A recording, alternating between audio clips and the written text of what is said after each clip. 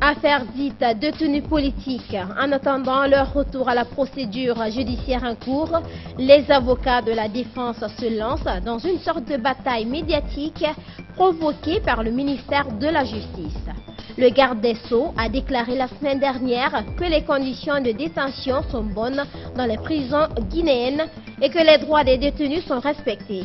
Les avocats des prisonniers politiques ont systématiquement démenti cette communication officielle. Et puis on parlera Covid-19 avec l'arrivée hier soir d'une autre quantité de Sputnik 5, ce vaccin russe jugé efficace contre le coronavirus. C'est tout pour le sommaire. Dans un court instant, les détails. Mesdames et messieurs, bonsoir et bienvenue. On commence par le chapitre Histoire politique de la Guinée avec ces réformes que le régime militaire avait envisagées à la suite de sa prise de pouvoir en 1884. Parmi les secteurs dans lesquels le pouvoir de l'ancien Conté avait donné des nouvelles orientations majeures figurent l'économie, les mines, l'agriculture ou encore l'artisanat et le tourisme. Mamadou Tanoba a fouillé dans les archives de 1985 et retrouvé pour nous les explications de quelques ministres d'alors comme Mohamed Traoré de la communication et son homologue de l'industrie Richard Haba. Suivez son dossier grand format.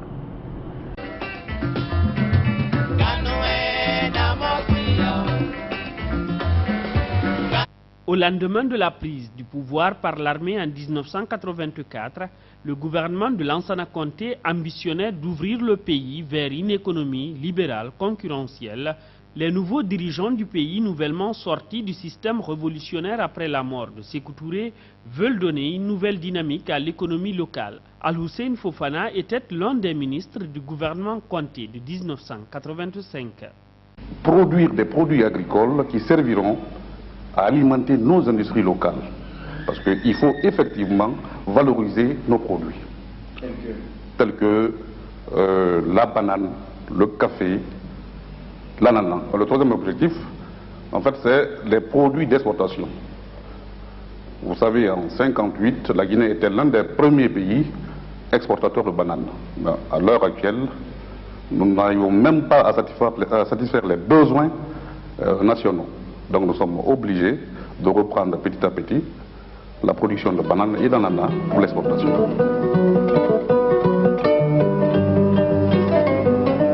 La situation de l'économie guinéenne est déficitaire. En 1985, il comptait 40 unités industrielles et 10 projets. Les autorités misent sur ce secteur pour accélérer le développement du pays. Richard Haba était le ministre du développement industriel d'alors. La réhabilitation des unités concernées, mais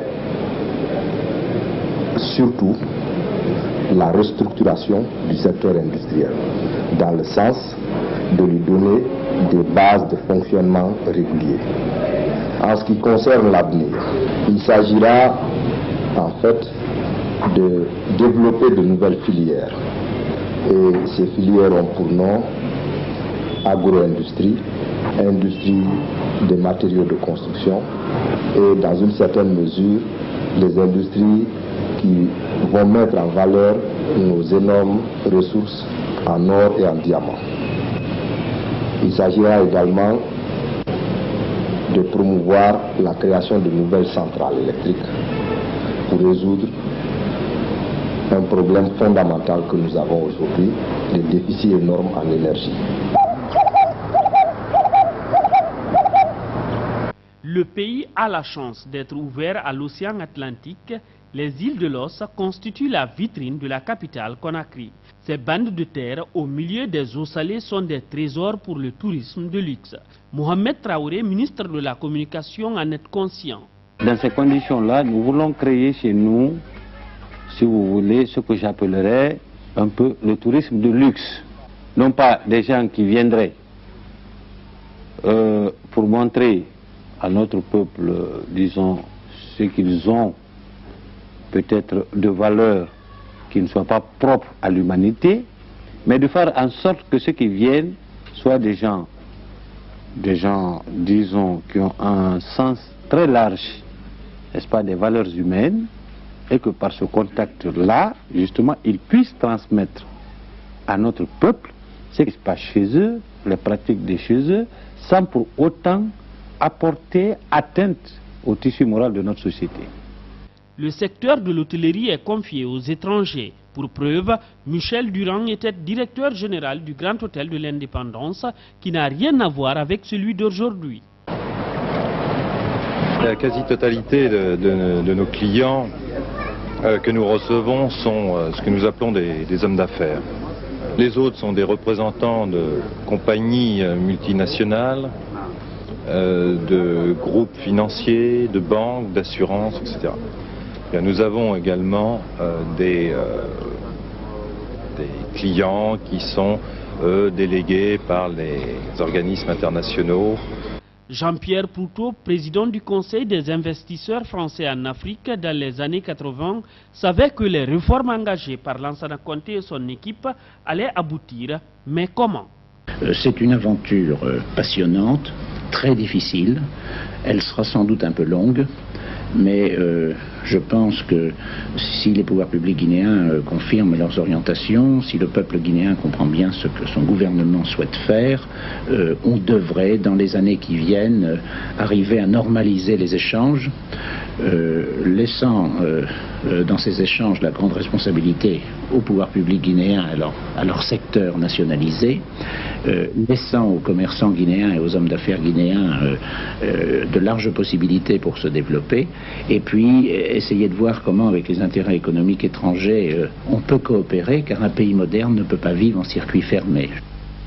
Le ministre Mohamed Traoré, à cet effet, interpellait le Guinéen à l'effort individuel. C'est de faire en sorte qu'aujourd'hui, tous les Guinéens soient réellement conscients de l'état de leur pays et qu'ils se disent surtout que pour la réalisation de leurs aspirations, quelle que soit la volonté des pays amis, des pays frères, il faudrait que le peuple sache compter d'abord sur lui-même, sur ses propres efforts, pour pouvoir réaliser justement son programme de développement.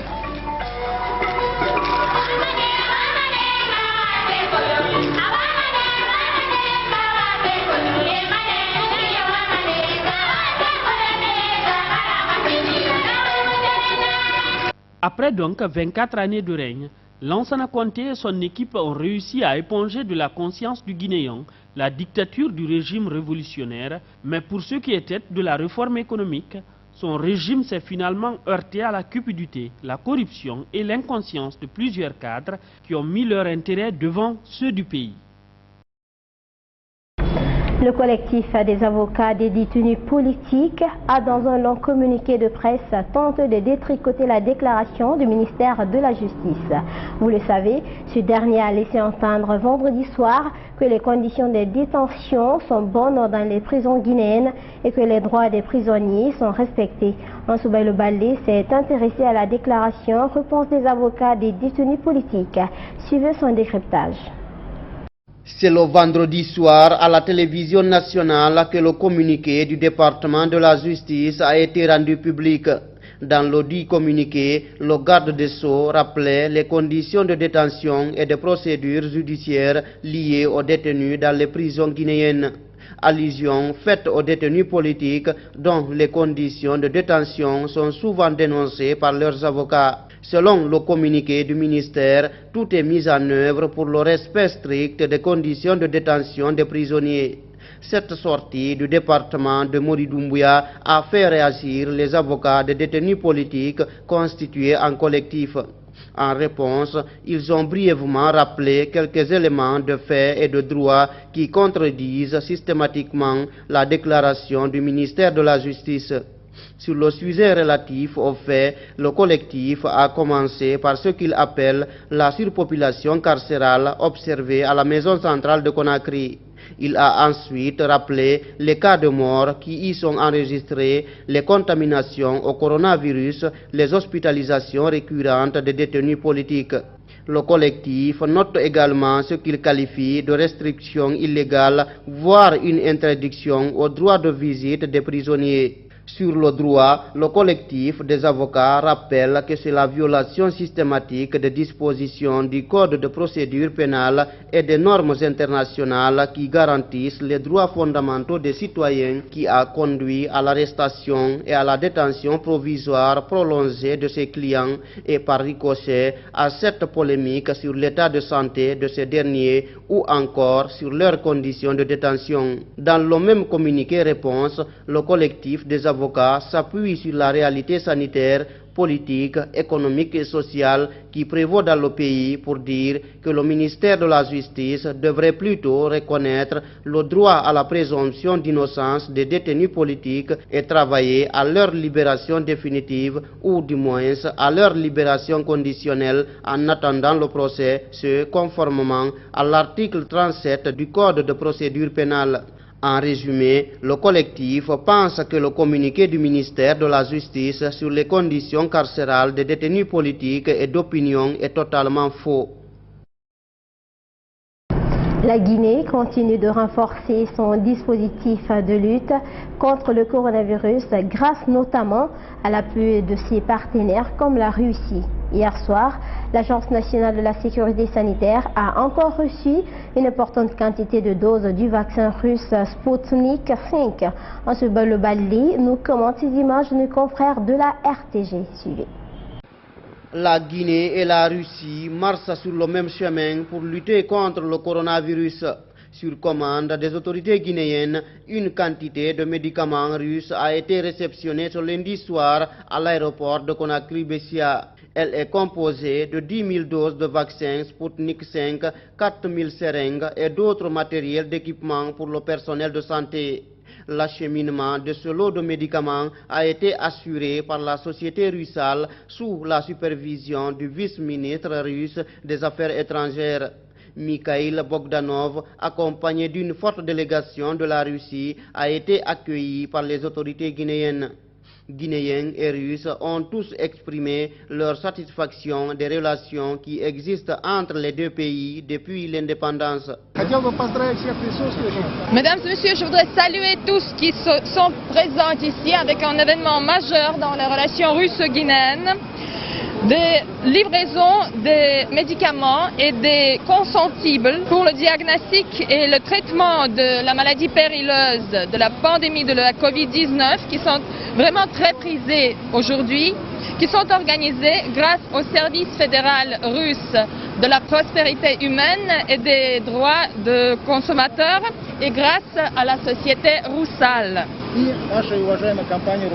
Je tiens à souhaiter la bienvenue en République de Guinée à M. Mikhail Bogdanov, vice-ministre russe des Affaires étrangères et représentant spécial du président Vladimir Poutine pour l'Afrique et le Moyen-Orient.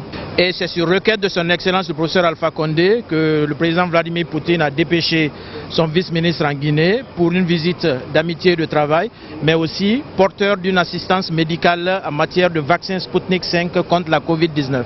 Le vaccin russe Sputnik 5 devra permettre à la Guinée de faire face au combat contre la pandémie mondiale, le coronavirus. Le directeur général de l'Agence nationale de la sécurité sanitaire a cité le contenu de la livraison de médicaments. On a reçu une quantité de vaccins que nous avons commandés à la Russie. Et il y a aussi des tests de diagnostic et des seringues et d'autres matériels d'équipement que nous venons de recevoir, mais tous dans le cadre de la riposte contre la maladie qu'on appelle le coronavirus. Un autre lot de médicaments sera encore acheminé vers la Guinée, toujours par les partenaires russes, promettent les autorités des deux pays. Nouveau massacre au Niger, on y déplore plus de 130 morts. Ce sont des camps de nomades qui ont été ciblés par des djihadistes opérant dans la région de Tawa. Suivez ce reportage de nos confrères de TV5. Une étendue désertique. La région de Taoua, proche de la frontière malienne, est isolée. Les informations remontent au compte-gouttes. Pas d'image authentifiée, mais une déclaration du gouvernement nigérien. L'attaque qui a ciblé des populations civiles et entraîné la mort de 137 personnes et de nombreux blessés est la 4e du genre. Arrivés à moto, des dizaines d'hommes armés ont pris pour cible plusieurs campements de nomades. Pendant longtemps, seules les forces armées de l'État étaient visées. La situation est en train de prendre un autre tournant, consistant également à s'attaquer aux populations civiles.